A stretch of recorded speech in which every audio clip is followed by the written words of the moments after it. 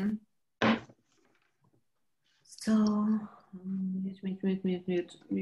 mute.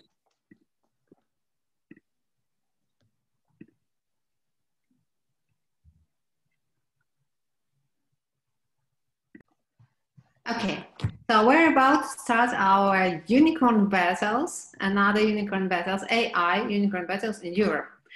And I'm very excited to pass the words to Anna, who is the CEO of Unicorn Battles, and who will tell us more about the organizers and the group of companies.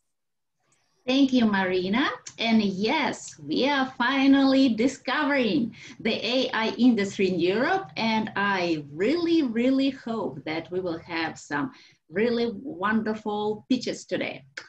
And this Unicorn Battle is happening thanks to our sponsors, Platinum sponsor, Network VC, California Seed Fund, our golden sponsor, Silicon Valley Syndicate Club, and our silver sponsor, Pre-Acceleration Program, Sci-Fi.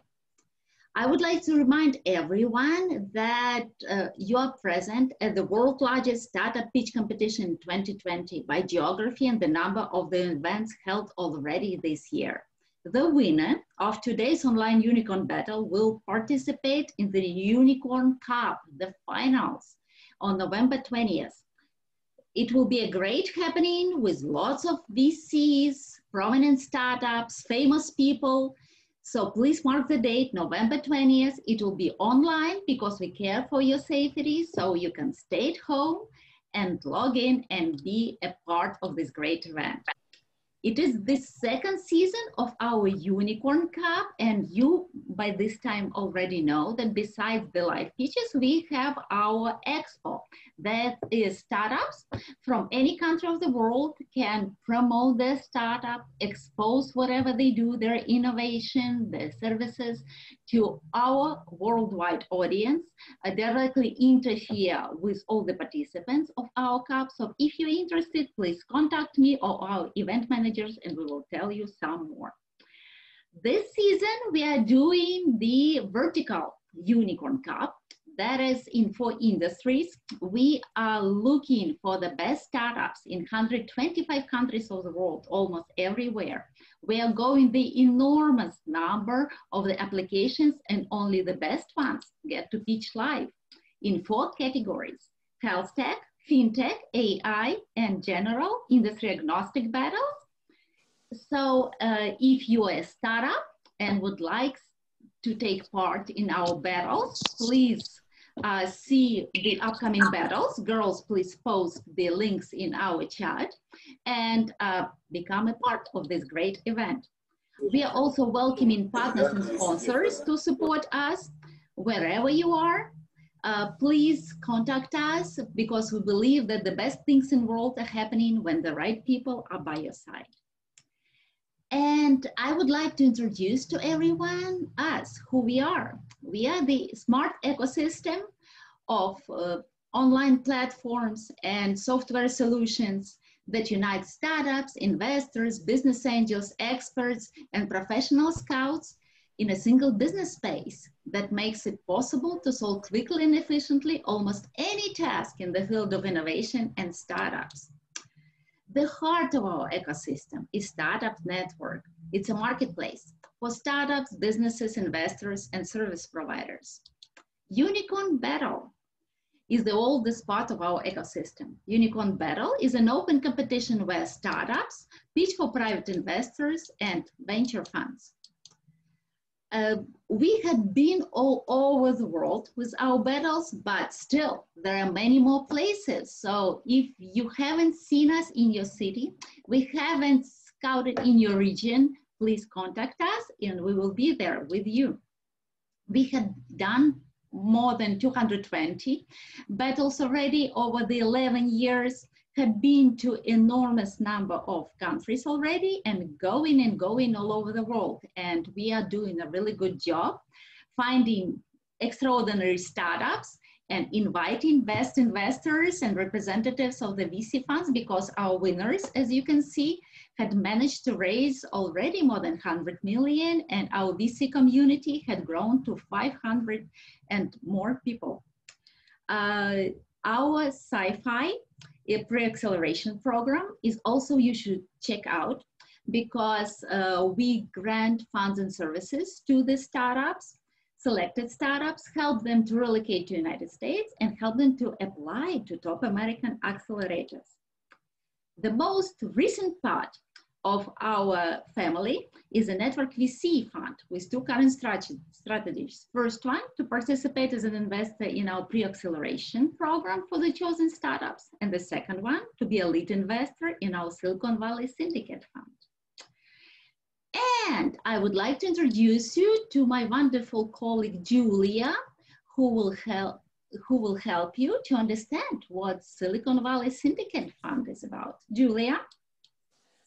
Hi to everyone. My name is Julia Prisezhnuk. I'm Investor Relations Director of Silicon Valley Syndicate Club.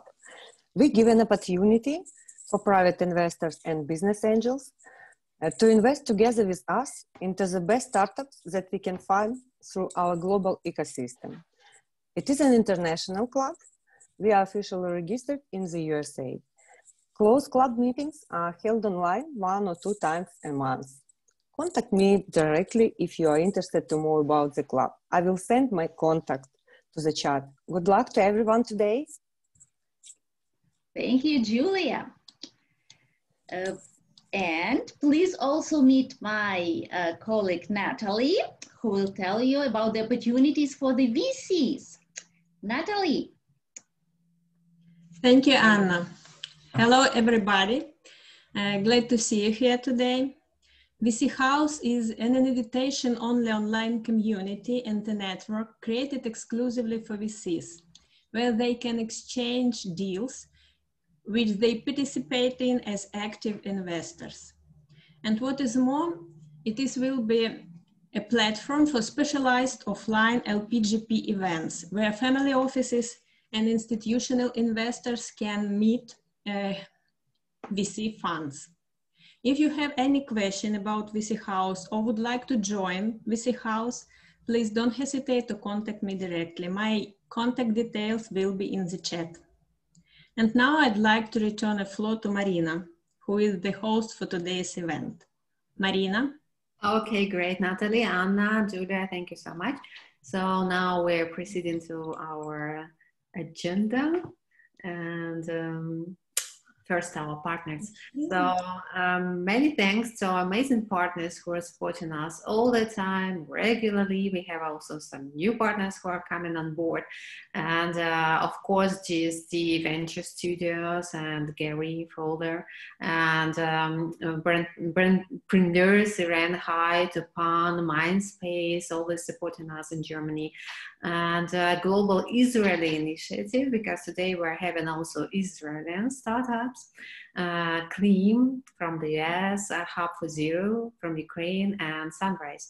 So thank you so much. We're always making our events much more interesting and much more powerful. So what we're having today in terms of our agenda, after the organizers part, we are having the jury introduction. So all juries will have their time to present themselves up to 1 minute. So you can tell everything everything about you, like what size of the fund, what is the check, what industries you invest, what stage you invest, and anything else you would like to share. After the jury introduction, we will switch to pitching part, and after the pitching part, straight after the last startup, we will find out the winner. So please stay tuned until we announce the winner. And of course, after the winner is announced, we're having amazing networking part. So I'm very excited to present our juries. We're having a lot of juries, and all of them are published on our website. Thank you so much for joining us today. We appreciate it a lot. And I would like to, I would like to actually start the the jury introduction, right? And I would like to pass a word to our Alexander Soroka. Hello, Marina. Hi, Alexander. Our seed fund usually invests from 50 to 250K, and we prefer to invest in the startup which are located in US or Europe, and we are industry agnostic. Thank you. Welcome. Thank you so much, Alexander. Alexander is the founder. Yeah, Alexander is the founder of Startup Network. He's always on board. He's always with us. And I'm wondering, Gary is with us. Gary? Sure. I'm here. So I'm Gary Fowler, and I'm an investor and I'm a serial entrepreneur. You know, I've been lucky enough to be involved in 2 unicorns. So I was on the original management team at Click Software, which was sold to Salesforce for $1.3 billion 14 months ago. And also, a little less than 4 years ago, I started a company called Eva with David Yang from Russia, one of the billionaires. That company is near unicorn status today. I am the CEO and president of GSD Venture Studios. We are an AI venture studio, and we curate AI companies that are interested in going global, and we help them through Series B. I also have a fund that 2 funds deployed, and a 3rd fund is being raised. It's a $100 million impact fund out of Atlanta, Georgia. So I'm in Silicon Valley. We love AI. Contact me if you have any questions. Thank you very much, Marina. Thank you very much, Gary. And again, amazing background with grand piano. I was enjoying last time, so. Who would like to proceed with introduction? Maybe Roman. Oh yeah, come on, Aristas. Yeah. Sorry, Anna. No problem. I'm very pleased to be here today. I'm particularly interested in AI and data, etc. So my name's Aristos Peters. I'm in the UK. I belong to an angel network in the south of the country. I'm also involved in the early stage VC community. And I've done a lot of everything to do with early stage investment and startups. So I think that's it. Looking forward to today. Hope it goes well. Well done. Thank you, Ristos. I can go next. Hi. Hi, I can go next. This is Roman. Can you hear me all right? Yeah, we hear you quite well. Very good. So my name is Roman, and I come from ICU Ventures. Thank you very much, guys, for having us today. We enjoy the format, and looking forward to great pitches today. We're based in Kiev, Ukraine, and London, UK. Actually, focus our investments in the companies that have some relationship to Eastern Europe, but keep 70% of that portfolio, with a 30% being global. We invest at late seed round A, anything from 200 to 1 million into one story. And as I said, wishing luck to all the pitches today and looking forward to hearing. Thank you, Roman. I can continue. Hi. Hi, this is Johan from... This is Switzerland, right? Exactly, it's Switzerland. My name is Johan Olsson. I represent Topan. Topan is focused on assisting entrepreneurs to grow and scale their businesses in companies that are focused on social impact. And we call it triple E values. And that means economical, ecological, and ethical values within the companies. So we are not an investor, but we work side by side with entrepreneurs from seed, Series A. Some companies we have followed from seed round until they are public and are active in different activities within the board and the management team. Thank you. Thank you so much, and thank you for supporting us as a partner. So.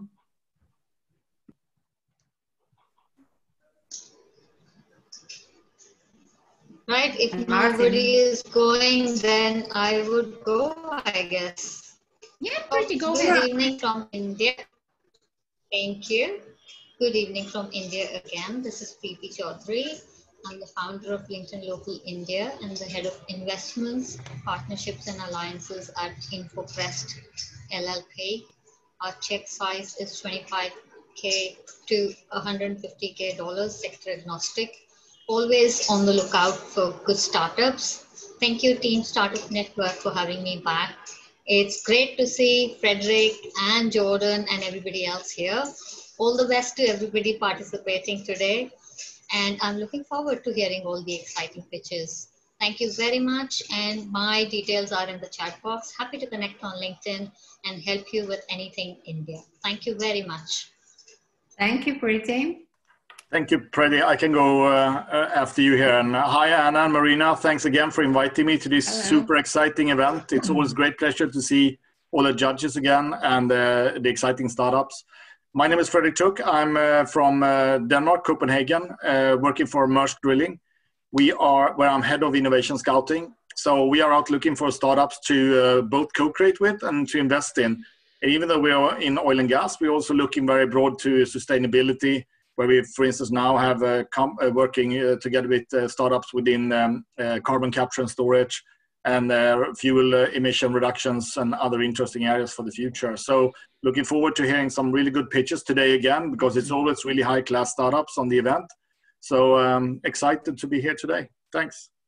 Thank you, Frederick. And yeah, we have amazing startups as always. Good afternoon. Probably I'm going to continue. Thank you, Anna. Thank you, Marina, for inviting us, Quota Partners Digital. I'm head of IR of Quota Partners Digital. We are located in Kiev. We are venture capital funds, but we act as a venture builders. Means that we are investing not only money, but also our business expertise into the young projects.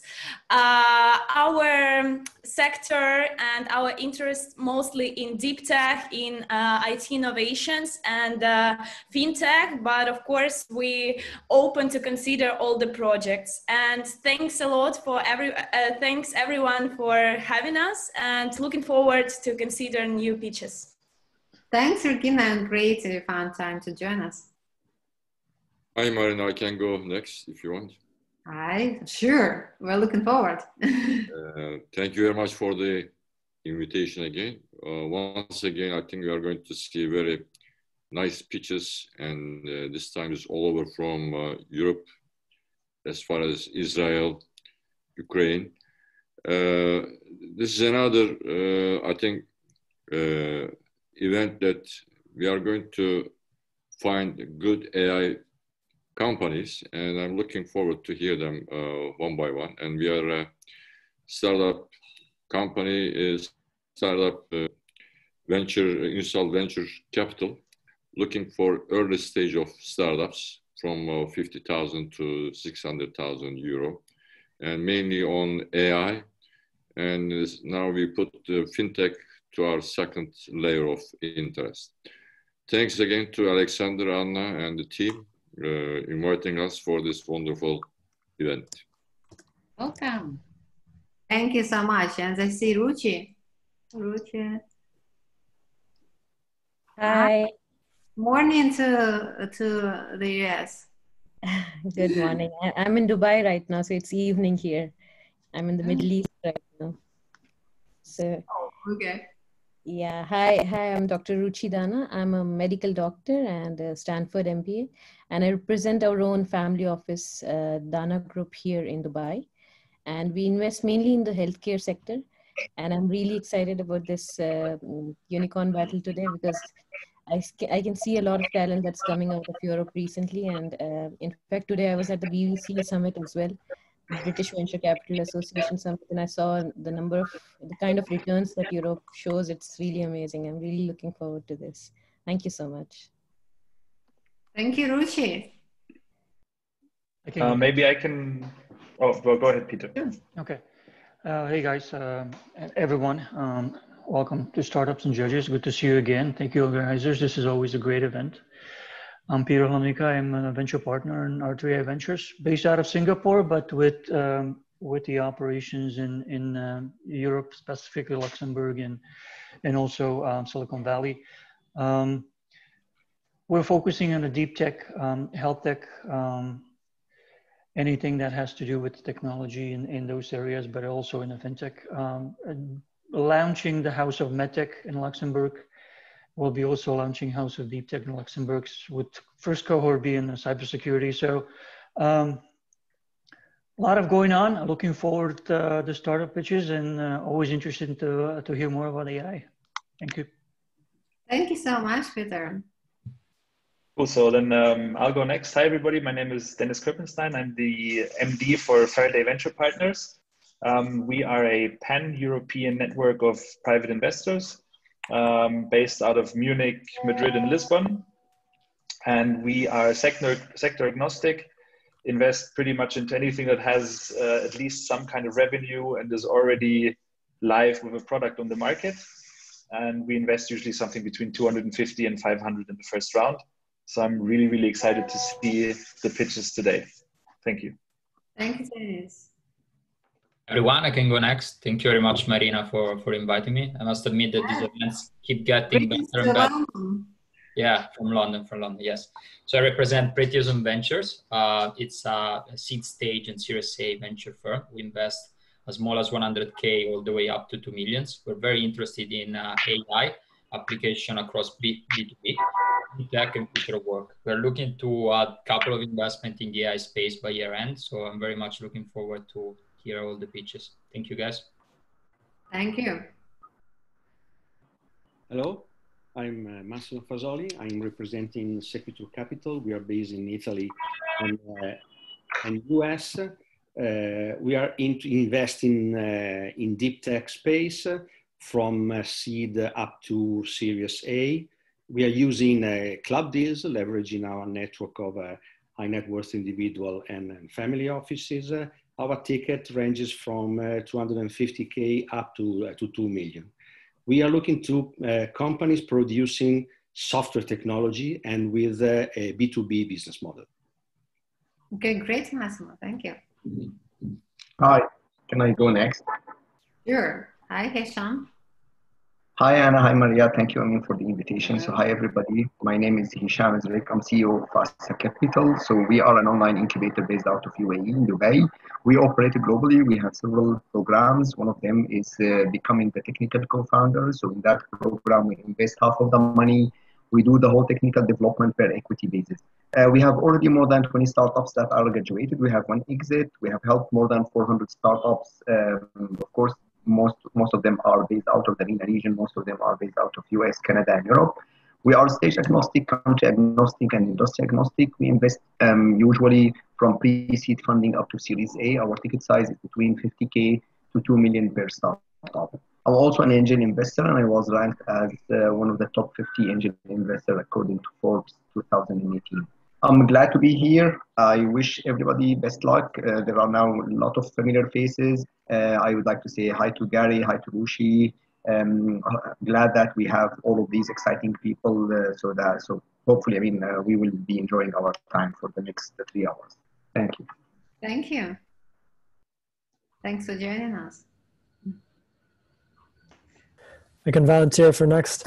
Hi, I'm Owen Reynolds from Xbond Capital. Thanks so much for setting this up. It's always good to have events to kind of replace the personal or in-person events, but so it's good to get a chance to meet everybody. And Xbond is based in Luxembourg. And Peter, I'll follow up. It's not very often to meet other investors from Luxembourg because it's a relatively small place. But we invest across Europe, US, and Israel in deep tech and not so deep tech, but even our not so deep tech companies always have an AI component or are heavily reliant on data and algorithms. And we invest across a lot of different sectors, but the one unifying theme is that we stick within the UN Sustainable Development Goals. So feel free to ping me if you want to know how we do that. Thanks, Ellen. So anybody else wants to take the floor still? Good morning, this is Jordan. Oh, Jordan, we missed you. No, you did not miss me, and don't worry about the noises in the back. Woke up with the roosters, so if you can hear them, no. You can hear the roosters crow in the back. I'm Jordan, I'm in Silicon Valley Venture Group, also part of Scorpion Capital. Thanks for having me, good to see all of you, especially you, Regina. We invest in early stage companies, pre-A, A, and seed and angel. We're industry agnostic. Our focus is on what we say, improve the human condition. So we work on B2B, B2B2C, enterprise software, mostly focus on anywhere from $300 to $3 million round sizes, check sizes up to 300,000. And our model is to integrate and work with as many investors that want to join our effort as possible, formally and informally. So thanks a lot. And for you guys pitching today, make it work. I'm waking up at 6 in the morning for you. Make it work, please. Thank you, Jordan. We actually don't hear the roosters, but we believe the roosters in the Silicon Valley, right? Yeah, Maybe yeah. AI roosters, AI new generation of roosters. Who knows? Jarmo, you can go ahead. We can hear you. Okay. Hi all. Jarmo Haapalainen from Finland. As you maybe know, most of the investments coming out of Finland compared to GDP in EU. So we have a lot of buzz here about the startup world. I'm coming from the Smart App Capital. We have a first round 3 million, second round 7.5 million as a 550 million euro fund stated in Luxembourg. But the home is basically in New York, looking for scale-up companies from EU to US markets. At the same time, I'm a venture partner here in Nordics and working a lot with the Nordic companies and using my networks for being an angel investor in several projects, around about 40, 50 Finnish high-tech, deep tech AI companies at the moment. Nice to be here with you again. Thank you. Thank you so much. Hello, do you hear me well? Yes. Yeah. I can go next. Glad to meet you all. Yeah. Yes, Pavel, Russia, Moscow. Glad to meet you all. Thank you for inviting me. My name is Pavel. I'm from PwC Russia, Moscow, and I'm in charge of our corporate acceleration program for startups and scale-ups. We are focusing on B2B startups in different areas: cybersecurity, data science, AI, online learning, RPA, IoT, also AR/VR. So actually we are a global brand with regional identity and local spirit, and Russia has a considerable number of incubators, accelerators, a large number of private investors. So we operate in a well-developed market. And we help startups, scale-ups, unicorns worldwide with mentoring, scaling, and matchmaking to our clients. And no matter what time zone you're in, we can find someone to work with. Thank you, and I wish good luck for the teams. Thank you very much, Pavel. Anybody else wants to jump in?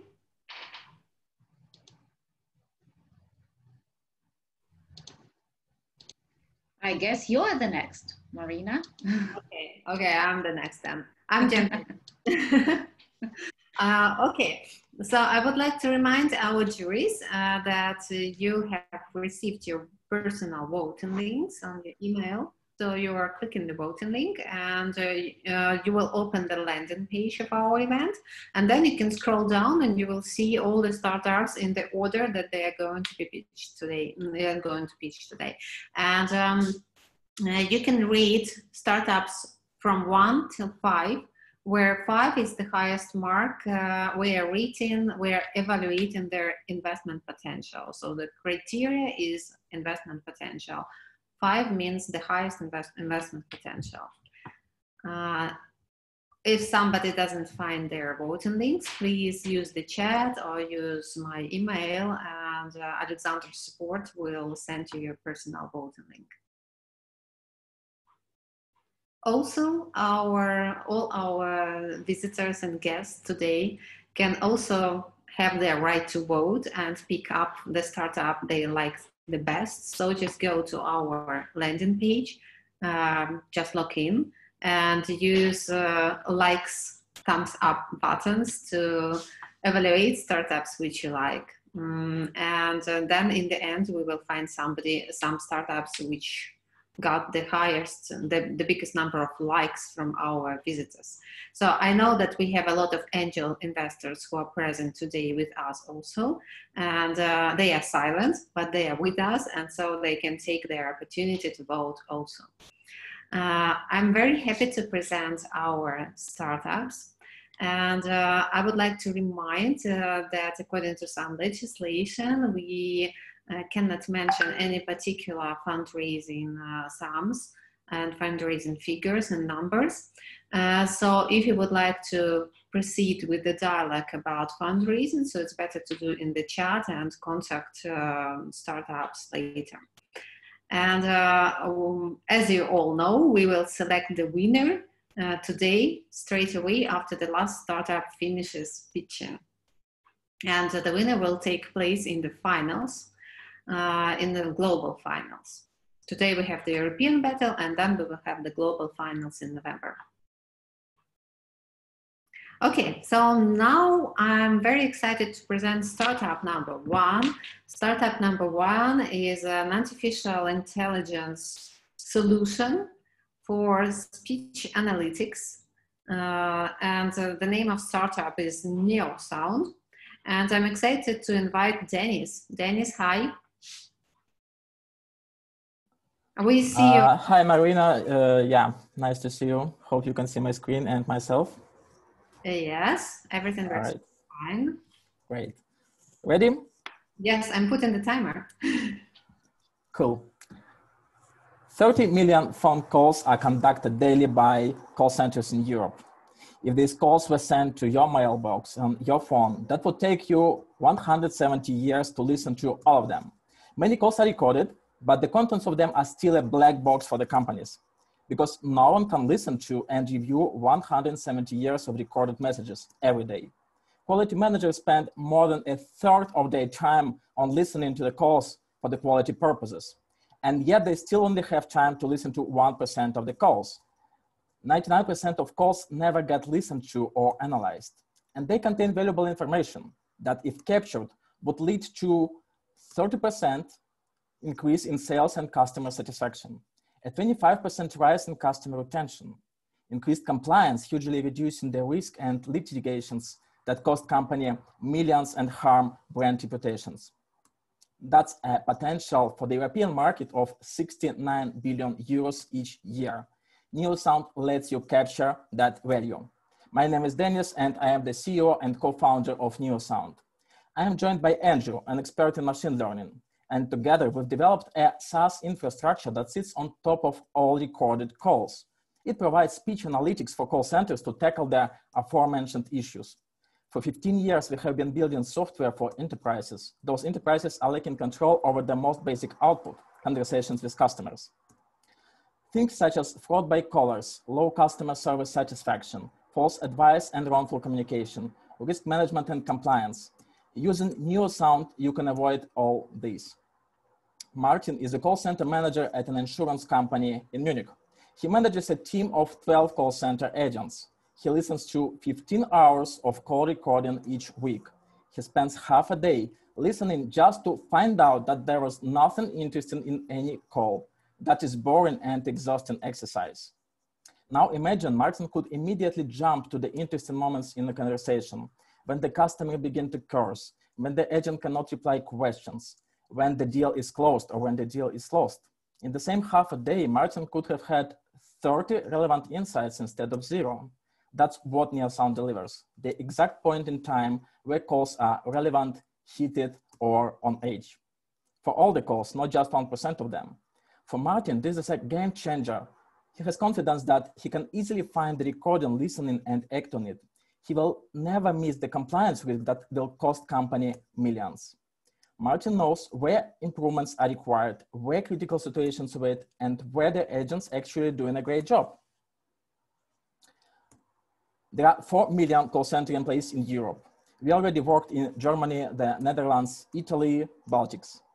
We're in the discussion with a large corporation in Latin America that employs over 20,000 call center agents. Dear investors, you're able to be part of our exciting journey. Join us and let's build an innovative SaaS business and scale it across global market. Thank you for your attention. you so much. And questions, 3 minutes of questions. Yeah, I'll go straight in. Hi, thank you for that. So it's an obvious application for AI, so I can understand that. Can I ask, in terms of your progress, where you are today? You mentioned 4 countries, 4 territories where you're doing something. Forgive me if I've missed it. Are you in revenues? Is this pre-revenues? Whereabouts are you actually? Thank you for the question. Yes, we have early revenue. It's not big, but so mostly when I was talking about countries and customers, that was about pilot projects. So now we are working on converting pilots into longer term cooperations. Did I answer your question? Thank you. How many languages do you support at this point? We support all European languages. How do you differentiate from the? I'm sorry. How many languages is that? I cannot say because. Yeah. So we combine different engines. I can say that we did pilots in English, Dutch, German, Latvian, Lithuanian, Russian, Estonian, and I think, and Spanish. Very quick one. How do you differentiate yourself with the 10 existing solutions that offer exactly the same product? Right. So if we take 2 characters or 2 main features of speech analytic solutions, then on the one hand, this is speech to text. This is what people say. On the other hand, this is how they say that. This is the emotional or acoustic part. So machine learning model that we have does not have to understand the language in order to comprehend that person is happy or angry. So we have this emotional part, and this combination is pretty much rare. So not so many companies have both speech to text and acoustics. And what's your accuracy in percentage? When we talk about accuracy of speech to text, then it is between 80 and 90%. When we talk about emotions, then it is the target is 80%. It is a little bit harder because this is like subjective and not easy to measure also. Okay, cool. I have a question regarding your go-to-market strategy. Do you aim to go for industry verticals or geographic regions to roll out step by step? Based on our historical experience, it seems that it makes sense to go to geography more than industries. So currently I'm located in Munich, Germany, and therefore I approach the companies located here also and around. Since we did pilots in insurances, telecoms, and retail, so there is no such strong need to, I don't see at least, the strong need to focus on some particular industry, or we focus on the industries that have call centers. And the geographies that you target in the next 12 months, will that be the DACH region, or how do you see that? Right, that's a DACH region, first of all. And then we're also looking at the United States market as a potential, but a little bit longer term, Thank you. Thank you. Have I understood correctly that you are still pre-revenue? Yep. Early revenue. Sorry? Early revenue. Early revenue, okay. What is early revenue? We asked you twice. Give us an answer. It's like 10, 15 euros, 1,000 euros monthly, just it is not repeated because it is pilots. So. Other than money, what else do you need from a group like this group? Of course, business development support. Ideal investor would be, well, okay, we are looking for investor, and then ideal investor would bring not only money, but also help in promoting product and service in the network of the companies in the industry. Can you be a bit more specific so we know what we're looking for? Yeah, if you have connections in industries that have call center, that can be insurance, that can be financial institutions, then that would be beneficial. Telecom also. If you have a chance, reach out to me. I have a company you may want to pair with. They have something that can complement your services. Thank you. Will do. I will connect you and contact you on the platform. Thank you very much. Time is up. So I'm excited to invite the next startup. This startup is from Belarus. Jimmy Jan, or please correct me the spelling, and Artem, hi. Tell us more about your startup, please. Hello, great to be there. Let me please show information about my startup.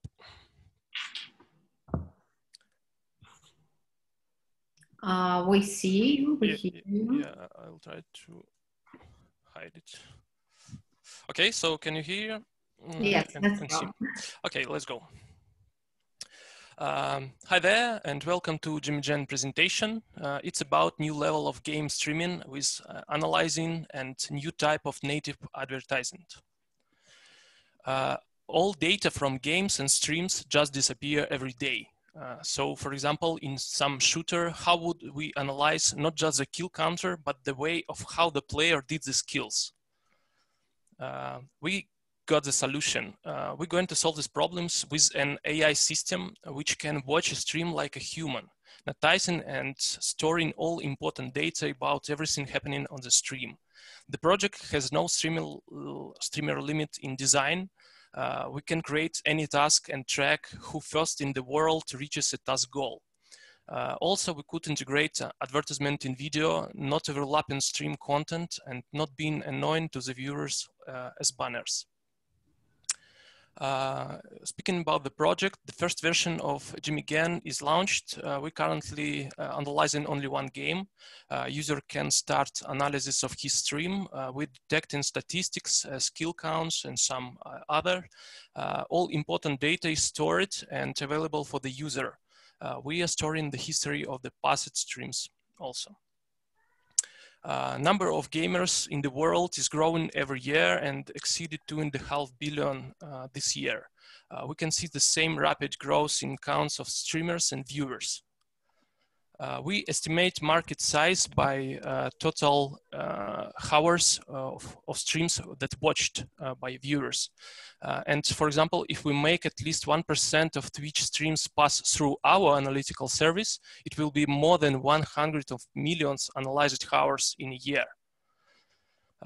First, in our business model, we are freemium for the users. So we provide some additional features for premium streamers.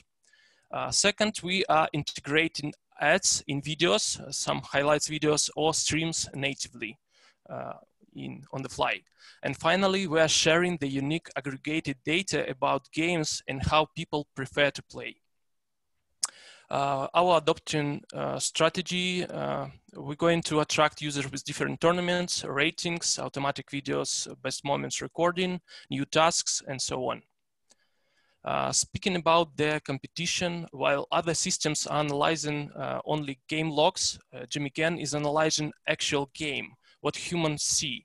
So Jimmy Jan is real-time, able to give human-like estimates like aggressiveness and so on, and doesn't depend on logs availability. My name is Artem Shekh. I'm developer and data scientist. My co-founder is Sergey Sevruk. He's a DevOps engineer. We are fundraising right now. We already started analyzing one game. With money, we are going to start a freemium model, add 6 more games and tournaments in 6 months. And in 12 months, we are going to integrate ads in videos and streams and selling data for other businesses. Our estimated revenue is 25 million over 18 months. Thank you very much. Thank you very much, Artem. Questions and answers. Thank you for the presentation. The question is, what is the three solutions for the problems that you are solving for your customers? Good questions. Thank you very much. At first, we are already analyzing what's happening on the game. So we are already ready to get the statistics, we storing the data about what's happening, and we give some tasks. For example, speaking about what we're already doing, the task is tracking 10 kills in 25 minutes. So for example, 100 or 1,000 of players could start playing in all of the worlds, and we are analyzing them on the cloud. this is what we are doing right now, tracking who do the best kills, for example, and so on. So later we could add, for example, how many transport did a user use, or how many buildings he built, and who built the better building, and so on. So this is the first one. The second, we are also going to start integrate advertisement inside the stream. So when we will make some highlights video and upload these videos on the YouTube, for example, this stream will be with integrated ads. So it's the second. And the third, as I said, we storing all the data, what's happening on all the streams all over the world. So this data could be shared with other businesses with some APIs. Thank you. Wow, 25 million in 18 months. It sounds very impressive. Where are you now, guys? And how are you planning to get there? Thank you. Now we are just launched the project. So we already ready for the first users. We started to connect with first Twitch streamers, asking there to give us a feedback. Also, we have already prepared the scalable solution. So it's not, we don't have any problems with adding, I don't know, 100 of streamers, because all our solution is very easy scalable to the cloud. So the next stage is we need AI developers to working with different games. For example, as I said, we want to take 6 top games, also tournaments in these games. For example, kill 10 players in this game, run, I don't know, 1 minute around this lap in another game, and so on. So some tournaments, they will be inter games. Cool. What are the assumptions behind the $25 million number? How many customers are you estimating for that? What's the average revenue per client? I'm sure you must have some assumption behind the number, right? Yes, it's not in the presentation, but we have calculated, as I said, for example, if we take 1% of all the streamers around the world, and from them only 3% will pay for premium account. So it is only by there we will take 25 million. So it's not even calculated with selling ads and selling data. So. Okay, if you do that, it would be unbelievable, amazing. Okay, thank you very much. Tom, can you give us maybe just one make you know, your customers basically to switch from free model to premium? I guess the question is, what is that differentiates you from, you know, many analytical tools that are trying to enter or are already in market? Excuse me, can you please repeat, because I hadn't heard the first part of the question.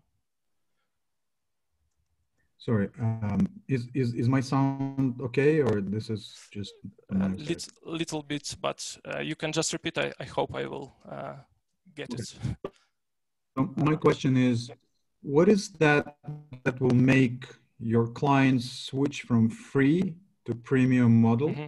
What is that differentiation point that makes you different from those existing analytical tools that, you know, surround the gaming ecosystem already? Mm-hmm. Yeah, I got it. Thank you. So I think that at first we will have separated some analytics, for example, some very basic things like how many kills, how many time did he live in the game, and so on. And we will have some very strong, based on neural networks, and some analytics that cost something for us also, running on the cloud. So we will separate it like that. So some very,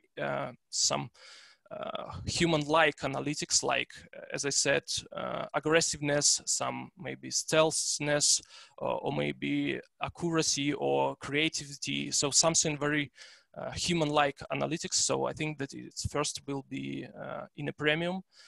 As a second, we will have some tournaments. Some will be very basic, and some will be for premium users. So maybe with biggest prizes or something like that. And the third, I think that we will more customizable recording of highlights. Highlights is the best moments of the stream in game. So for basic users, for example, we have only 3 minutes in a day, for example, but advanced user could record all his streams, and we could take much more video content for him. Thank you so much, Artem. I'm sorry, but time is up. I understand that the question about 25 million revenue is very interesting, but we need to give time to another startup. So you can continue chatting with Artem during our event. And our next startup is from Israel. And I'm very much excited to present Albo. This is artificial intelligence for a carbon neutral world. So let's greet carbon neutral world, and let's ask Chili how he is going to do that. Wait, please. Hi. We see your presentation. Yeah, I will leave. I think I can't. Yeah, but we'll she introduced you with such energy. We have high expectations of you right now. Okay, Albo, Jilly, we don't hear you. Albo. We see your presentation. Now, I hope now you can see me. You can hear me. Ooh, yes, we can see and we can hear. So we can start. So sorry for that. That's fine. So climate change, sorry for that, is one of the biggest challenges we face. If we don't reverse it, we will see more natural disaster, pandemics, and poverty in the coming years. Luckily, trees are the best tools we have to fight climate change, as is the simplest and cheapest way to remove CO2. But someone needs to pay for it. Corporations and governments recognize this, and that is why they came up with the carbon credit market. The carbon credit market allows companies to take responsibility for their emission and to buy credits from green companies or to fund green projects. And yet, the system isn't working. Why? That's because it's very difficult to measure, monitor, and certify carbon offset. And this is what Albo is changing. My name is Gili Bisa, CEO and co-founder of Albo. Albo analyzes satellites imagery using deep learning to reverse climate change and disrupt the carbon credit market for landowners. To disrupt this market, we have brought together an exceptional team of entrepreneurs, scientists, and engineers. Our CTO, Dr. Jacques Amselem, is R&D executive with over 30 years of experience. Our director of AI, Professor Andrei Sharf, is the head of deep learning in Ben-Gurion University, one of the leading universities in Israel. I'm the former managing director of one of the top Israeli accelerators and have over 20 years of executive leadership experience. I live with this. The clock is ticking. According to all experts, we are left with only 25 years until we reach the point of no return. Avoiding it may seem impossible, but it doesn't have to be. We have the technology and we have the vision.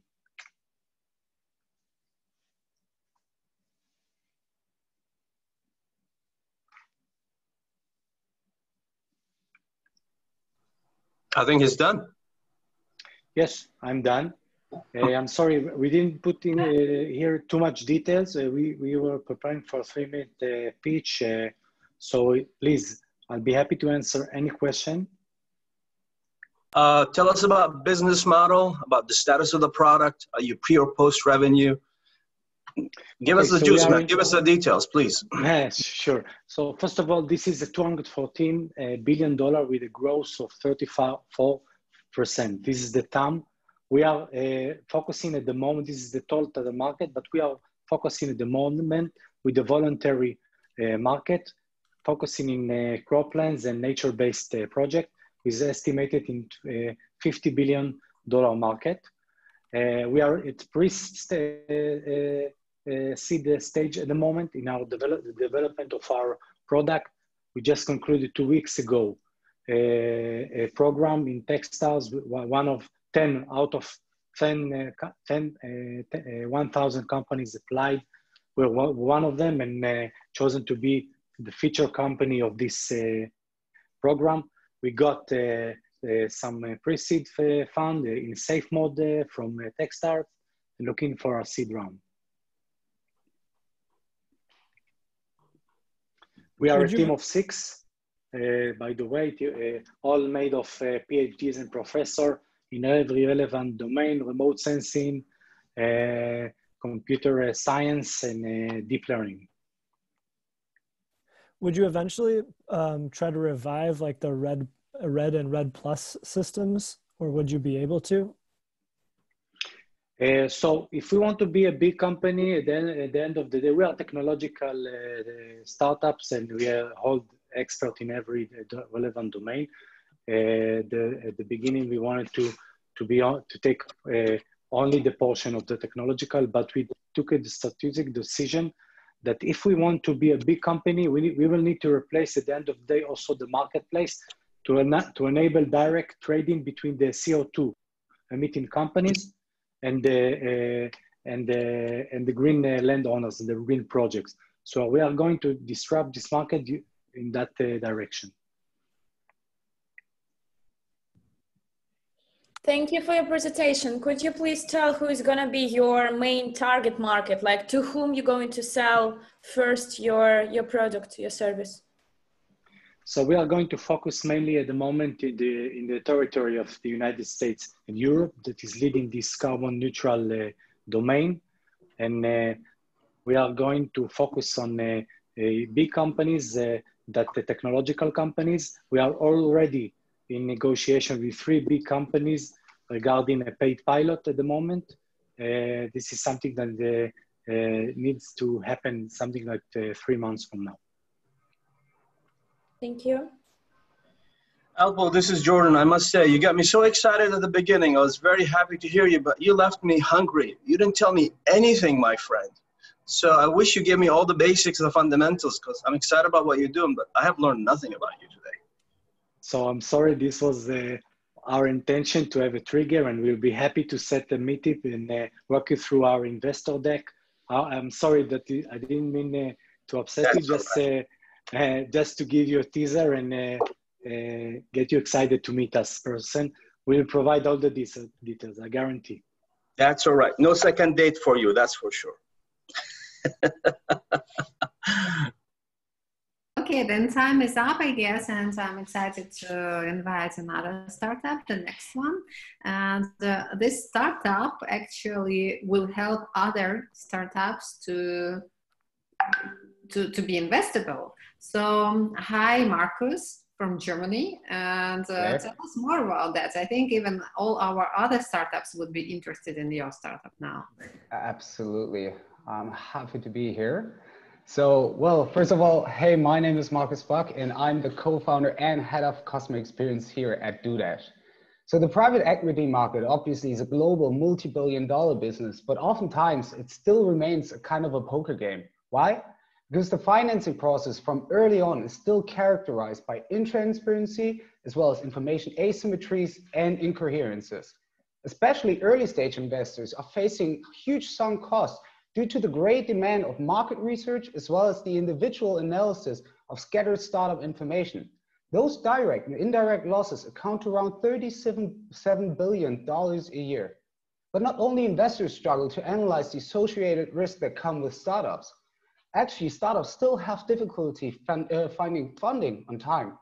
40% of all startups fail because they don't have enough runway, with financing processes taking 6 to 9 months. Another 50% still fail because of other reasons, such as lack of market need or the wrong team composition. With DoDash, we make startups investable and at the same time help investors make data-driven decisions. To do this, we launched our global startup community platform on April 29th, and since then organically grew to over 1,800 users from more than 80 countries in the world. By gaining global access to startup-related networks, knowledge, and resources, we first help startups to get to the point of investability. Furthermore, we are able to secure global and strategic partnerships, and meanwhile also increase the top of our funnel to actually overcome the typical chicken egg problem.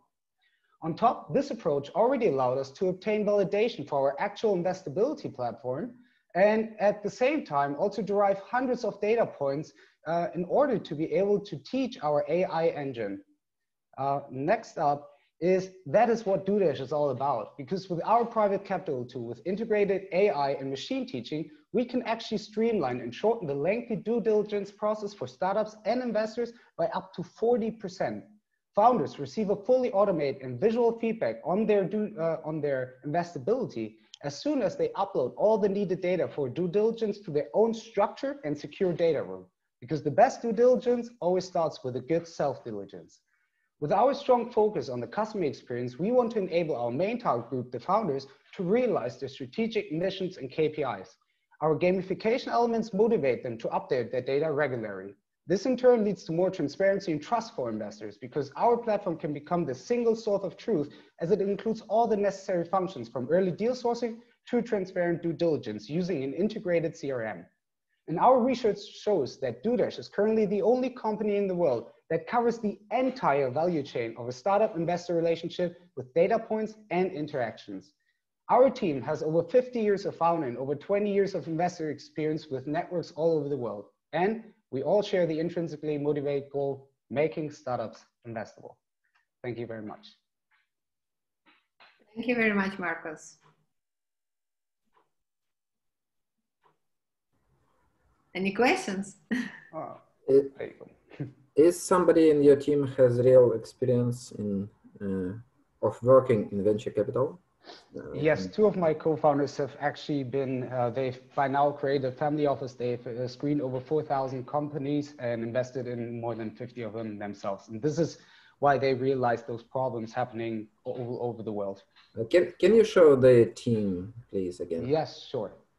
This is the team. As you can see on our advisory board, we also have huge LPs sitting, as well as the president of UPS Germany, AmCham, some really high people that were tackling our idea for the past 2 years. LPs, VCs, business angels, really trying to punch hole all aspects of our idea until we got to this point here.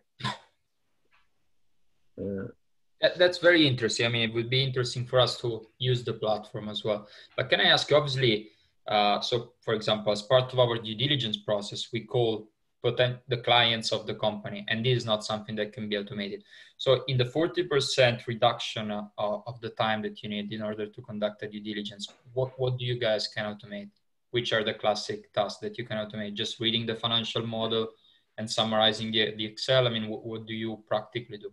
So in the end, we're having a so-called triangulation method. So we're getting the voluntary disclosure, all the information that they upload into the structured data room, where we also educate them what type of content is needed for due diligence. We source our community platform and third-party sources, specific ones, put them through our cognitive model, and in the end, textualize and contextualize all the information and give a summary report of all the information that otherwise an analyst has to do. The reason why we only say up to 40%, because actually we want to give investors more time to evaluate the personality of a founder, because that's something an AI can't do. We can estimate roughly what is the personality of that founder, but we want to give investors more time for that important aspects and not going through thousands of documents in the manual process. And would it be more useful for Series B, Series C, or also for seed stage? To be honest, it's especially useful for early stage investors, because as a VC at a later point, you have already lots of information at hand, but especially the early investments are characterized by lots of information asymmetry and a lack of information availability. Last question, as a potential client, how much does it cost, the solution? For investors, a yearly subscription fee costs $12,000. For startups, only $120. And that also leads us to an overall TAM with 300 million startups and 30 million investors of $512 billion. So just with 0.1%, so every 1,000 startup or investor, we would still end up with an annual revenue of $500 million US. Sure. Do you have clients already? So again, on our community platform, roughly 5% are investors, 70% are founders. We're building all those processes that we just showed already in interim solutions to collect all the data. We have 250 applications we need. Our goal is to get 1,000 applications before we launch the platform or in the meanwhile, so that we can already start teaching our AI engine on that. But we also are making first minor revenues to the community platform as a second revenue stream to come in. Okay, thank you.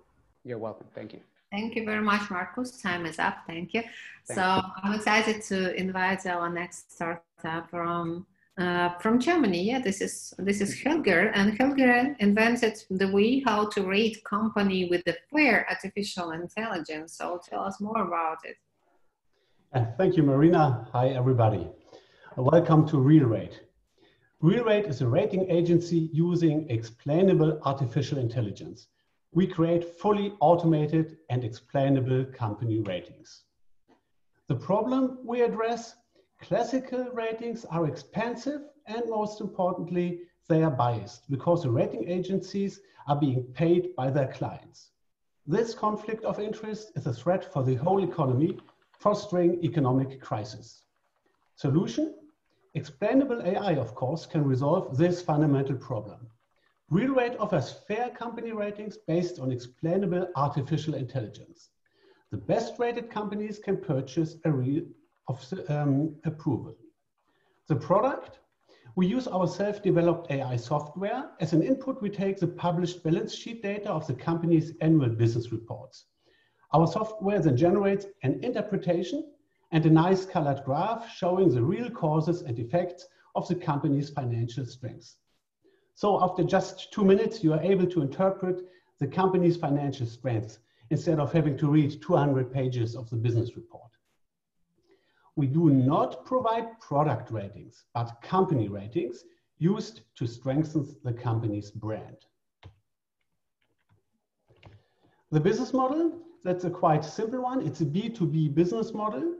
We offer RealRate seals of approval to the best rated companies. RealRate is paid per rating seal sold. A seal costs 8,000 euros each and is valid for 1 year until the next rating. So the RealRate business model is highly standardized and scalable. Reports are generated automatically. Competitors. These are the big three ones: Standard & Poor's, Moody's, and Fitch. Their ratings are interactive and commissioned.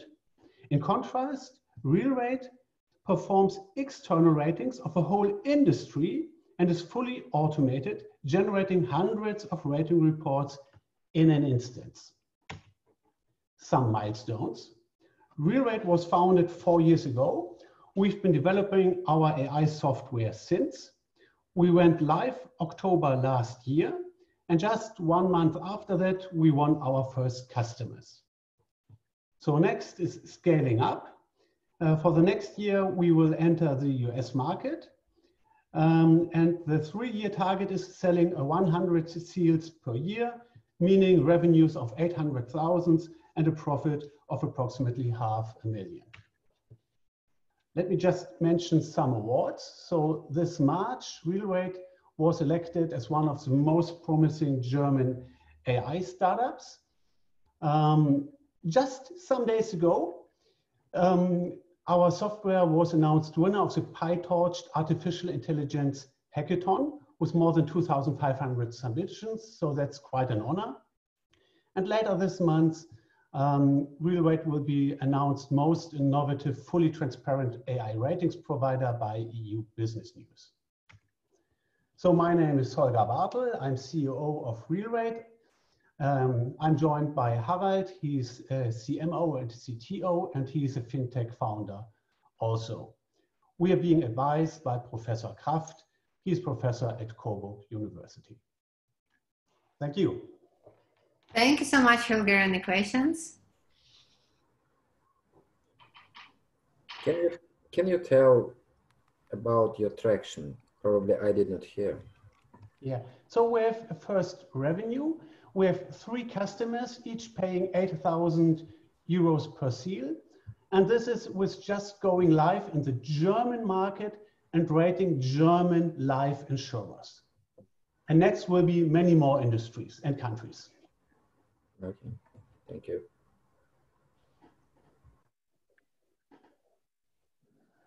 Just in terms of bias. I think you were talking about other offerings.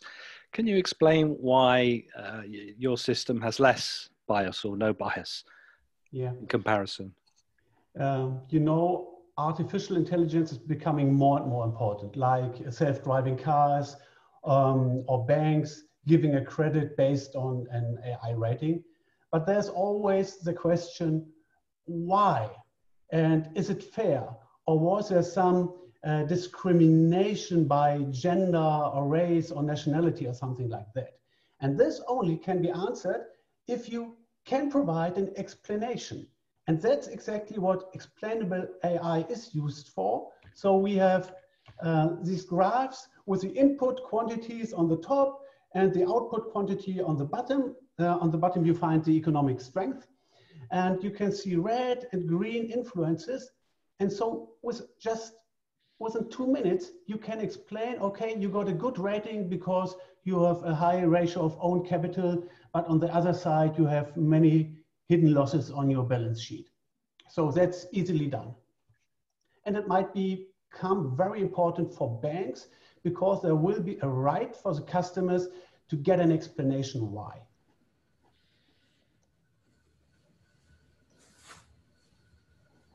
The last question? Yes, no? May I? Sure. Hi, Holger. You said your company is not biased like the other big three because you are using external resources, but you are selling seals to 8,000 euros to companies still, not the individuals that would like to have information, in the unbiased information about these companies. So don't you think that this is also a conflict of interest that you were criticizing at the beginning? So there's one important point. We are not paid in order to produce a rating. We are going and starting and rating, for example, all German insurers. And afterwards, we approach the best ones. And of course, then they have to pay. Still, there's no conflict of interest. Next year, it could be a different company being the best. And the companies themselves, they use the seal. Indeed, they put it on the very top of their homepages in order to show their customers that the customers can trust them and they build up a strong brand, and which is very nice because we're still a startup. They are making advertisement for real rate at the same time. So that's our way to solve the chicken egg problem. And I understand, but still I'm thinking that this is still a conflict of interest because the company might, I don't know, if I'm the follower of several companies and I would like to see which ones are good as an investor,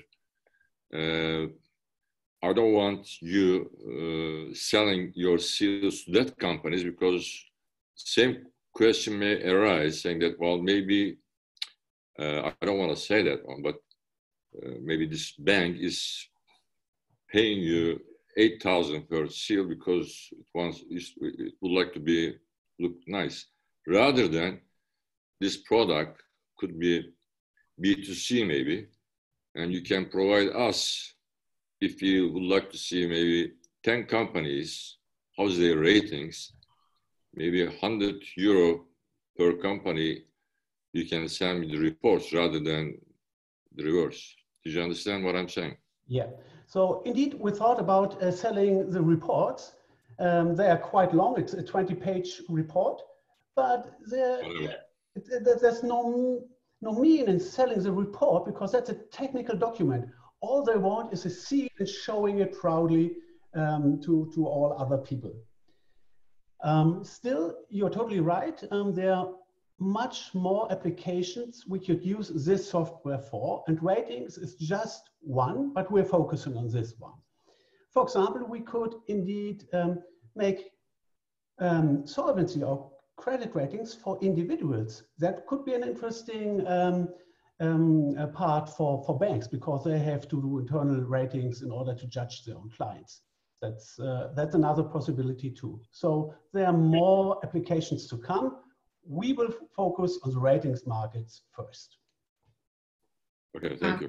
Thank you very much, Phil. Your time is up. I'm excited to introduce another startup from Sweden. It's called Unbiased, and it offers a transparent and trustworthy data platform. So everything about transparency and business and honesty to the eyes. So hi, Sukesh. Hi. Can you hear we me? see your presentation already. Yes, can you hear me now? Yes. Okay, perfect. So let's get started. So thank you, everyone. My name is Sukesh. I'm the CEO and founder of Unbiased. So as Marina mentioned, we offer a transparent and trustworthy data platform for AI industry. So today, AI industry faces three main problems: access to quality and trustworthy data sets, ethical AI issues, bias, fairness, and privacy, and data provenance and regulatory issues. So we at Unbiased are building a one-stop shop platform. As you can see on the screen, it kind of depicts an AI pipeline on a very high level. So starting from data collection to data annotations to actually building a model. So what we are doing is we are using blockchain technology to bring ethical aspects like trust, transparency, privacy, and security to the blockchain industry, or AI industry, sorry. So let's look at our services. So this is our first service that we are offering currently. So it's a data collection service. So imagine there is a data scientist who is building an image recognition algorithm. So he needs a data set of 20,000 images which contain traffic signs in India. So today he can go to like Google, or he can find a service provider who can source this data. But he can't rely upon that data, or like he isn't sure like if those pictures are actually accurate, or are they from India or not. So now he can come to the platform, he can create a request, he can pay the fees, and then our crowd using our mobile apps can source this data in real time. One thing that is happening behind the scenes is that each and every action that is taking place on the platform is being recorded on blockchain. So at the end of the day, he's getting a data set, he's getting a certificate that he can trust, that he can show to regulators. He's also getting insights and analytics, and he's also helping out people in different parts of the world. So our certificate can provide provenance information, but also it can increase the value of a given data set. It actually creates a return of investment. When you want to sell this data set to someone else, they can go and check on blockchain and trust this data set. We also provide ethics as a service, as RealRate previously presented. So what we do is we start at the beginning. So we take a data set as an input and we provide a simple analysis. By just looking at the data set, we provide whether this data set is going to be biased or not. Is this fair, or is it equally distributed or not? So that's quite simple. And we can support like HR recruitment and loan processing algorithms already today. We offer a data marketplace as well. As it says on the screen, now you can train your AI model and solve problems using data you cannot see. Any other data marketplace, you can buy and sell data, but in our data marketplace, you don't have to give away your data, but you can still extract value, which means now your data value increases by 50 times or more. We are currently evaluating a mobility use case where they want to sell data from the cars, and they want to increase new revenue or build new revenue models for the automotive companies. We are currently exploring a partnership with an automotive company here. Our revenue model is simple. We provide a platform. We collect a commission-based fees. So our fees vary from 10 to 45%, kind of depending on the service. If it's a marketplace, it's 10 to 25%. If it's a annotation or data collection service, it's 35 to 45%. Our advantage is pretty straightforward. We provide a trustworthy and transparent solution. Our solution is one-stop shop, and we provide privacy-preserving tools, so you don't have to worry about regulations and so forth. Traction-wise, we were awarded as the best AI and machine learning startup in Sweden last year, and we are also one of the finalists in the Nordic region. Team, we have 15 plus people today, 6 people here in Sweden, the core team, and then we have a 9 people development and marketing team in India. We are also supported by NVIDIA, Swedish Blockchain Association, DMS Accelerator. I'm also the chairman for Swedish Blockchain Association, so we have those channels to reach out to wider audience. Today, we are in the process of launching our alpha version in the next 2 weeks. We launched beta back in March. We're currently fundraising. So if you're interested, please reach out. I will drop my details in the chat. And also, we already secured 15% of the current round as well. That's it. Thank you. And in God we trust, and all others bring data to the table. Thank you very much. Thank you. 2 minutes for questions and answers. So I'm going to put forward a quick summary. So if anyone has any questions, they can also look through the summary as well. Yes. Can you tell us more about your traction? Yes, sure. So we launched our beta version back in the March to collect feedback. So we're still pre-revenue in that sense. So we don't have financial traction yet. But like in terms of recognitions and appreciations, we have quite many today. Okay. And the country of your registration is Sweden? Sweden, yes. We are headquartered in Sweden, but we have a team in India as well. No, I mean the company registered in Sweden. Yeah, the company is registered in Sweden, yes. Okay. Thank you. Any other questions? How much money are you raising? Well, I don't think I should be telling that. According to what Marina mentioned, but I can definitely. Yeah. I cannot mention any because of our public event format. Is it Gary who asked the question? Yes, it's me. Okay. I'm gonna write to you in private. Okay.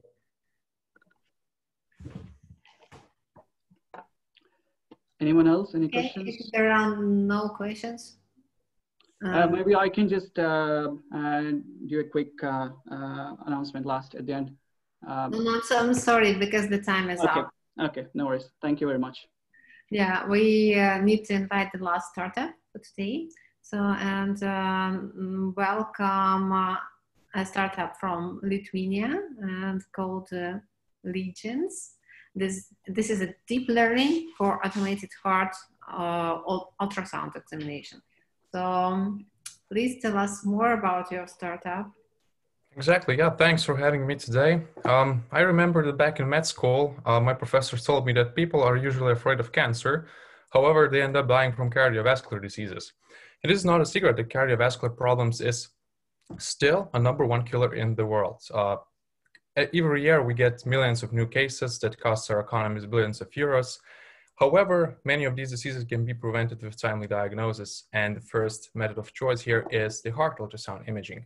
Now, notice how this doctor is holding a tiny little probe in her hand and then places that probe on a chest of her patient and gets these two-dimensional moving images on a display of an ultrasound machine.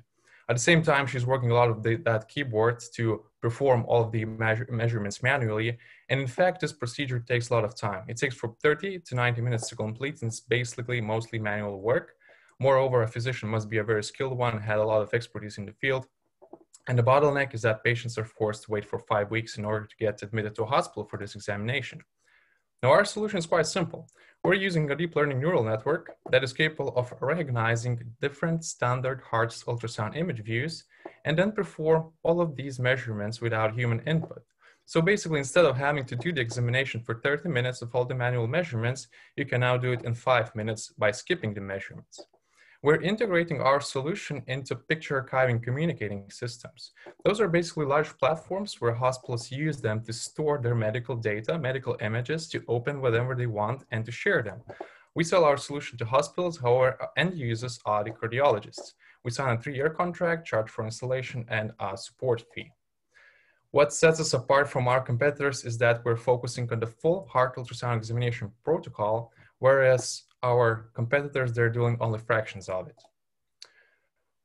The traction up to this point is, well, we are actually a very recent company. We just launched last year. However, we have already secured our pre-seed funding round of 360,000 euros, and we're moving forward with installations in various different hospitals. At the same time, we're doing the regulatory approval to obtain the first CE mark of our software, and we're integrating in more and more PACS developers, for example, Arteries and GE Healthcare. We plan to launch into the market next year around April or May. Meet our team members. What is unique about our team is that we're comprised of medical doctors and people who have also had previous experience in deep learning projects. And that makes us, guys who know exact pain points in the healthcare system and how to tackle them with AI. So thank you very much for your attention, and I'd be happy to answer your questions. You said you start next April. it means that you start to sell your product, and now you have just pilots, or what? Yes, the product is undergoing this regulatory approval, so you cannot sell medical device without the approval. So as soon as this approval is done, it's okay to go. We're launching into the market at the same time. Okay. Is there any indication that some of the trials will convert into sales? Yes, that is actually in the Netherlands. There are 2 hospitals, and we're looking forward to working with them more because they actually have the need of such solution, because the workflow of their cardiology clinic fits our business model. Hi, this is Danny. Sorry, I missed the intro earlier. How did you arrive at the price of your solution? Is it benchmarked? And if not, how did you arrive at that price?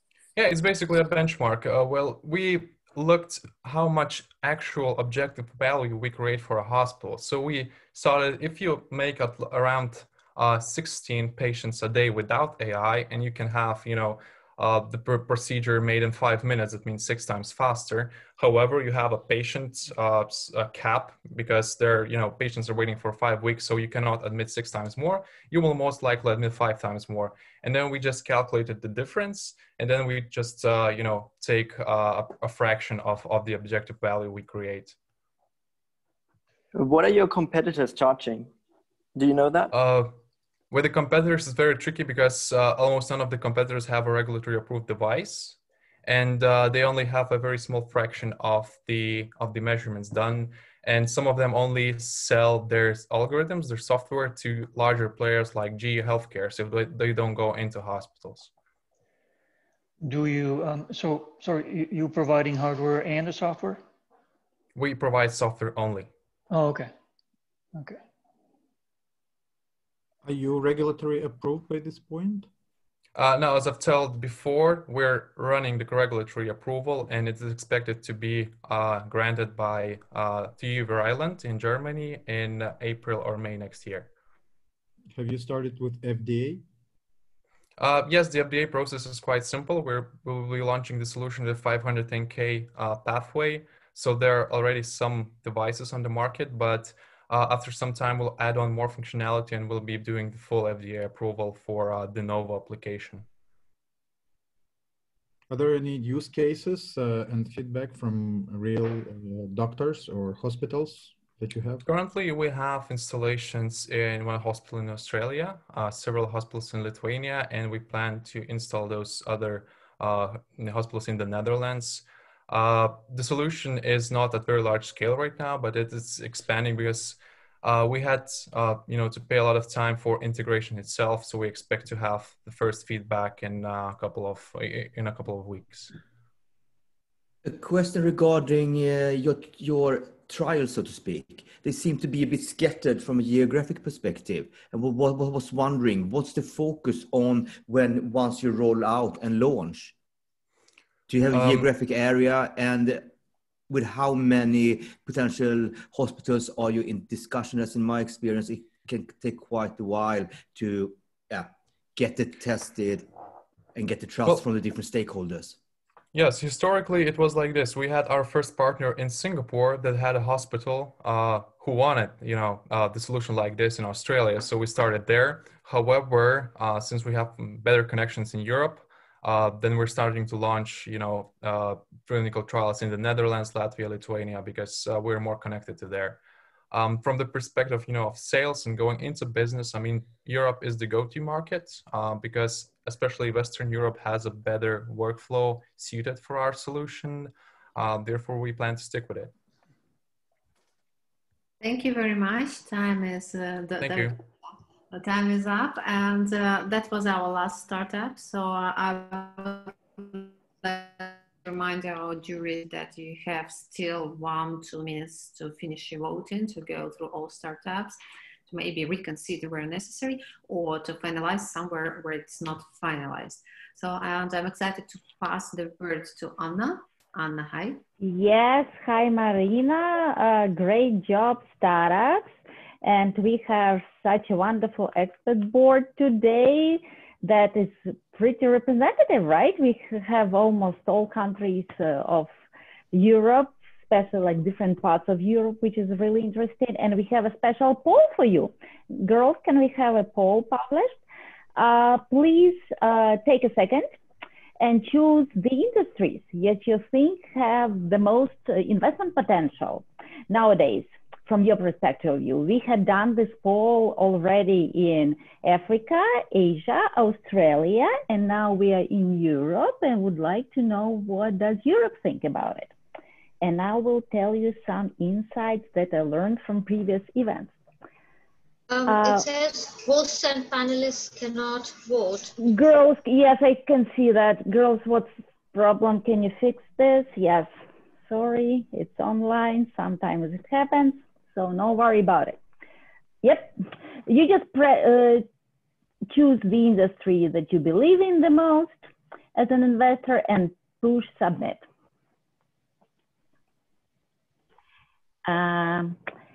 Okay, and we have also an announcement from our Network VC California Seed Fund. Alexander, can you tell us what will the winner get of today's battle besides presenting AI industry from European region in our finals? Anna, you mean from our VC house? Absolutely. Yes. So usually we invite the winner of every battle to our VC house, and there we can, in our deal flow room, we can talk to the startup 45 minutes approximately, so we can go deeper.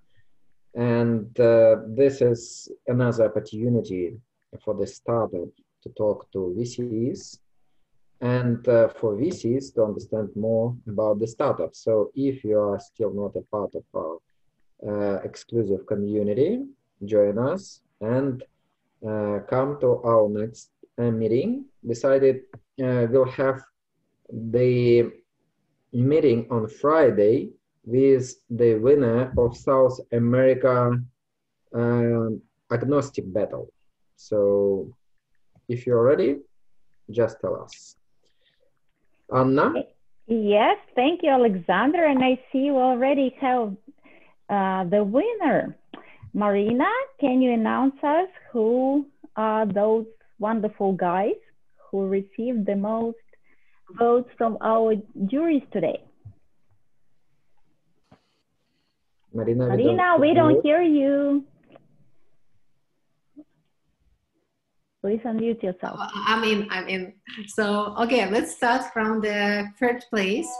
And the third place winner for today is an amazing company who helps the startups to be more investable. This is DoDash. Oh, wonderful. Yes, and who is number two? Number two is Neo Sound Intelligence with their AI solution for analytics of the calls. Wow, congratulations. Again. I don't know if you want to say something to the startups who won, if you want to say, you have your moment of glory. Did I spoil it? We already published results at our event page. I wanted to show it. Okay. Okay, are you ready to announce number one? The winner for today is Legends. Yep, everyone. Nice. Congratulations. Congratulations. Thanks.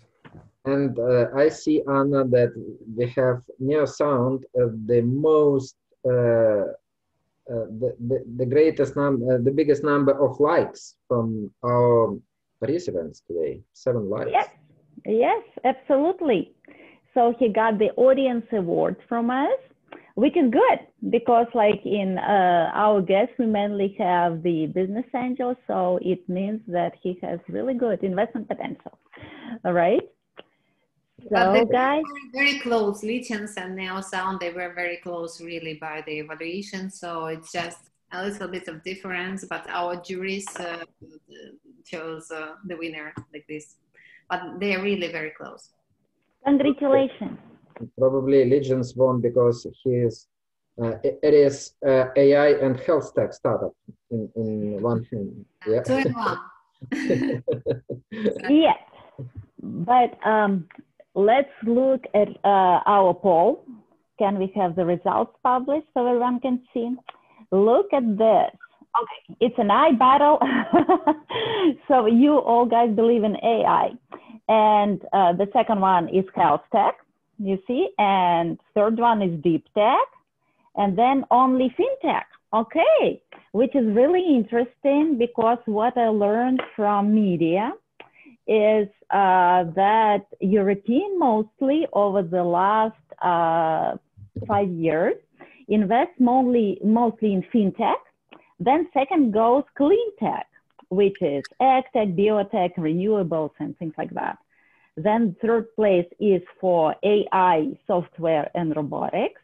Then goes hardware, and then the mobile.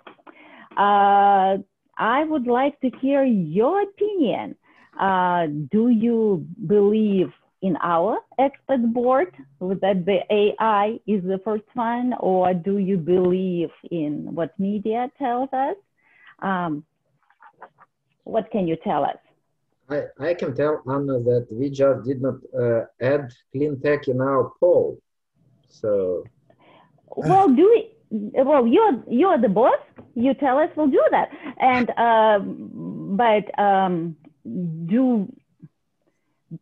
I thought it's like different. Like from my perspective of view, it's kind of people that invest in life science and biotech. They do not usually invest in ag tech, and clean tech is like. But you said it's number 2 in Europe, clean tech. Yeah. So somehow it is united under like the number, the name clean tech. Yeah. Yeah, Anna, can I say a couple words? Yeah, sure. You're not European though, but yes, Gary, of course, sure. But you know everything about AI. I lived in Russia and I'm Greek American. I'm close. You like moussaka, right?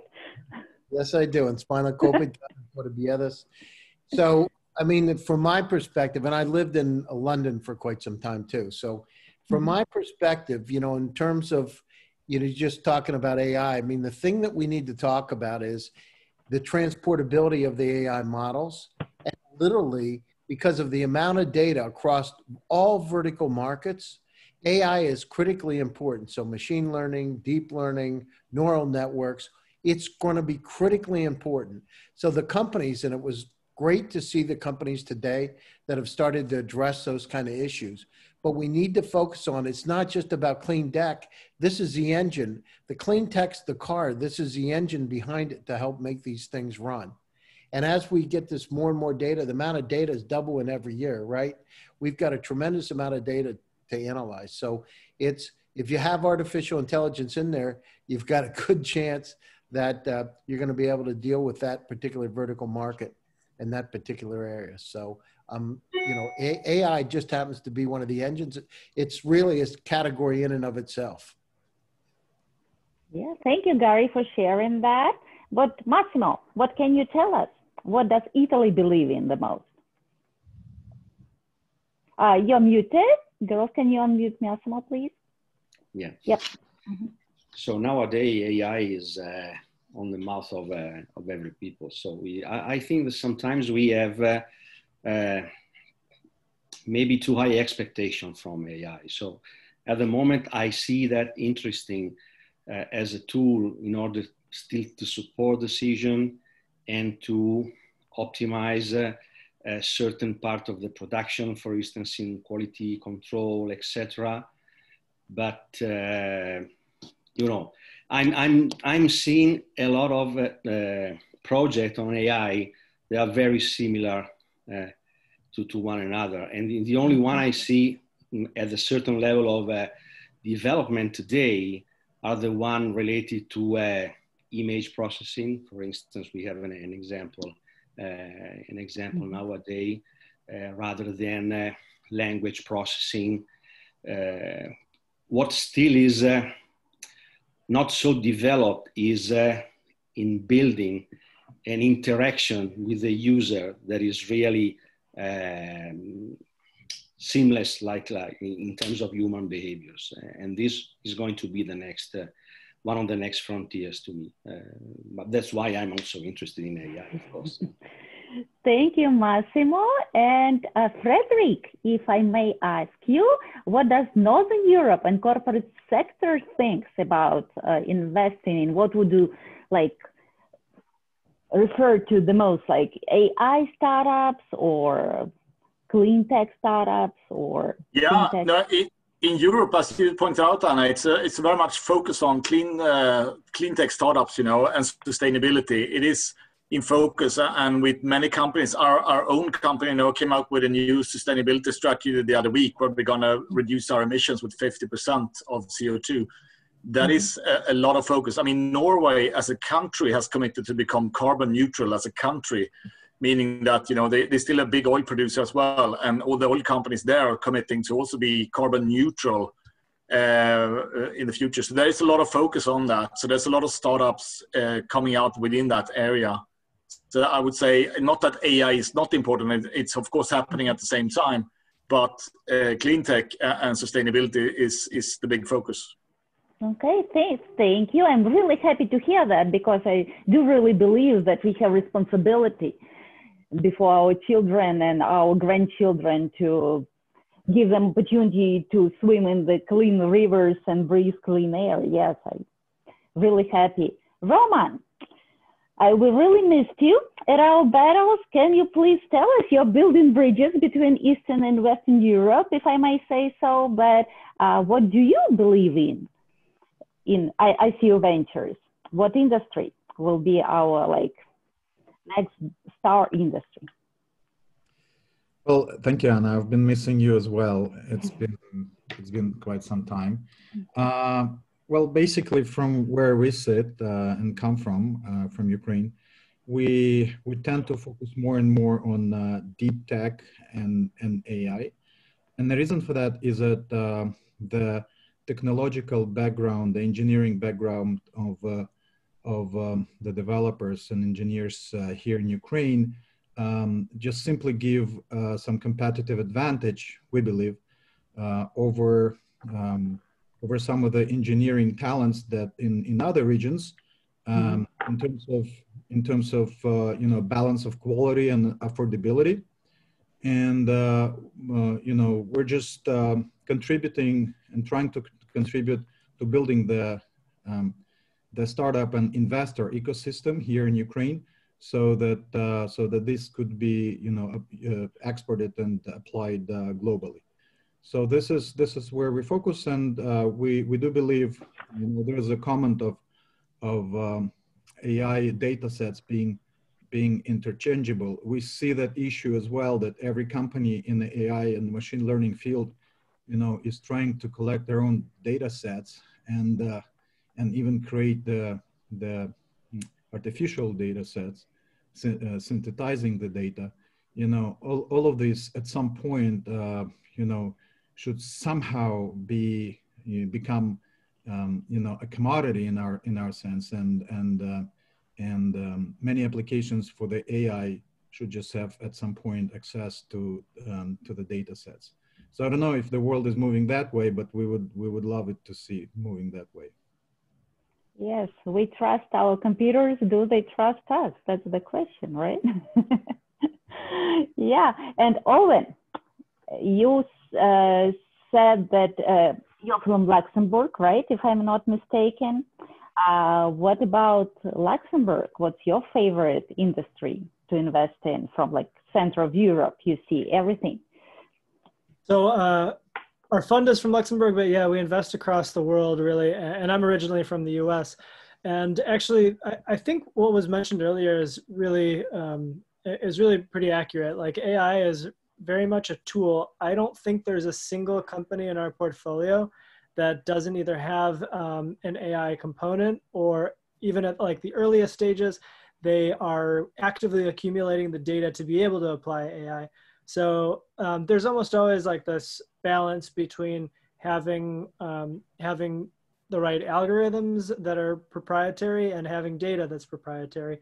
But for every industry, that is, just like Roman mentioned, that is it's game changing, and there are just more and more industries now where enough data is being generated to push that forward. So I thought it was actually funny that manufacturing got 0 votes. It's a tough industry to break into, but it's the industry that right now is generating the most data. I mean, data centers are just flooded with data from all sorts of devices that never had the kind of the presence and the ability to gather the data that we now have.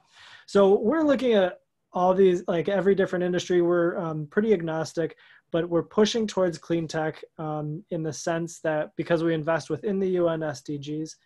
And actually, while I have a bunch of investors around the table, I want to encourage everybody, anyone that's thinking about impact investing, to use and help us flesh out what impact means within a financial investor's framework, because it's hard to do without having an army of analysts to help you flesh out ESG performance targets. So we're using the UN SDGs as an open channel, and it allows startups to push in that direction. So again, let me know if anyone wants to work on that with me.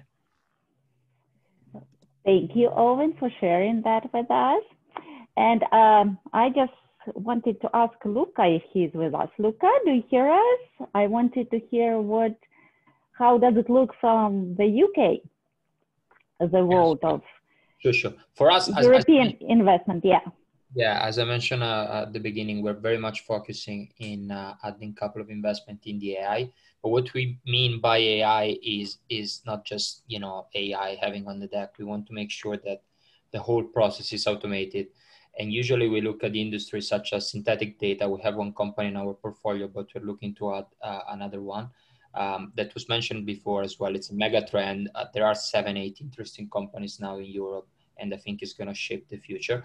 We're also looking at quantum computer very actively, but it requires a high level of expertise. So for example, myself, I'm not a technical profile, and we have a person in the team who's reading the code and is reading the white papers as well. So that's the main thing with AI, that you need to very much be capable of distinguishing the BS from the real things. And we were discussing this argument with Gary a couple of days ago, actually, on his show. And so he can probably tell you more about it as well. It's not an easy task as an early stage investor, especially if you don't have a technical background, but hopefully you can surround yourself by people that are experts on the matter. Yeah, I know. Gary is a superstar in AI. But I wanted to hear your perspective of view. For me, UK is associated with the fintech.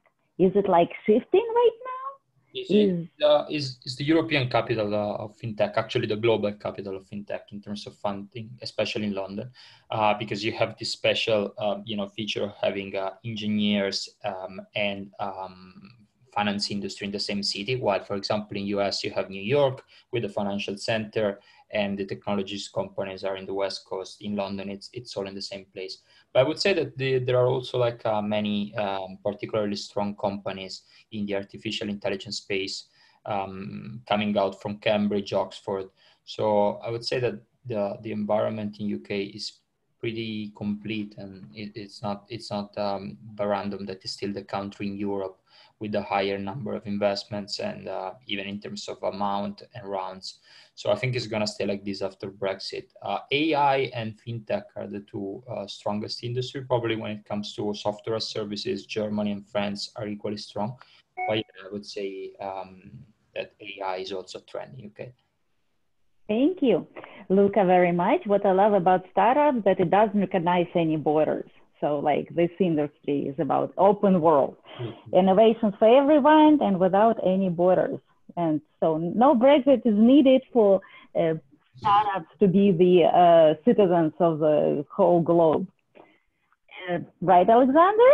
Yes, Anna. And I think you want me to ask you about what will be our next events. Do you believe that people will believe it's not a setup? But I can tell you, I know what our events will be. So we are going to South America to explore fintech in South America. And everybody is, of course, welcome to join us. And then we go into North America. And it will be a general battle, industry agnostic, but there are some really wonderful, exciting surprises. So please log in. You can see us on our channel in YouTube. But if you want to participate in our battle, you have to be live with us in Zoom. So everybody is welcome. And of course, I would like to extend my invitation to everyone to mark your 20th of November in the calendar. Join us for our Unicorn Cup. Marina, thank you very much for this wonderful battle. Thank you all, guys. It's always a pleasure to see you. You always make my day brightest. Jordan said, and he said it about startups, I really appreciate judges as well. Thank you all for coming. It was a great battle. Great to see you. Yeah. Thank you very much. As always. Marina. See you next time at any of our battles, since I'm responsible for the European ones. So hope to see you again soon. Sounds great. Thank you. Likewise. Sounds great. Great. Thank you. Great meeting. Thank you. Have a nice evening. Thanks again. Bye Thanks, bye. Alexander. Thanks, Anna. Bye. Thank you. See you all. Bye. Bye-bye. See you soon. Goodbye. Thank you. Thank you.